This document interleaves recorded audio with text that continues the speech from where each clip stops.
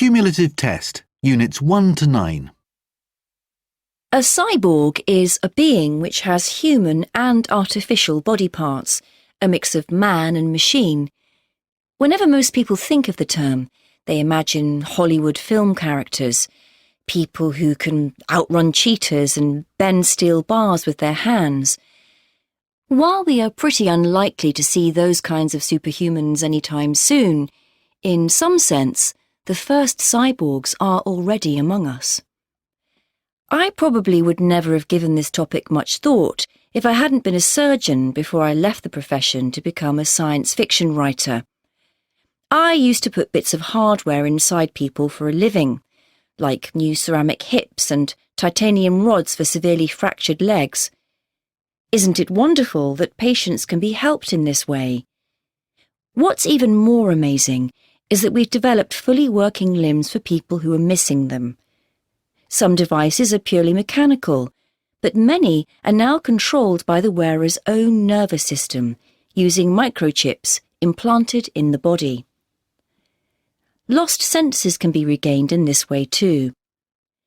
In 2014, British pensioner Rose Fulton managed to see again after being completely blind for 10 years thanks to microchips in her eyes, which sent images to her brain. The image quality for such devices is currently very poor, so patients themselves have to train their brains to interpret the images, but it's a great deal better than nothing, and the technology is getting better and better. The fact is that machines and biology are already coexisting in many patients' bodies and have done so for years. Almost nobody would object to medical uses like this. But how far should we go when we implant technology into people? Why stop at medical treatments? Why not give ourselves extra abilities as well?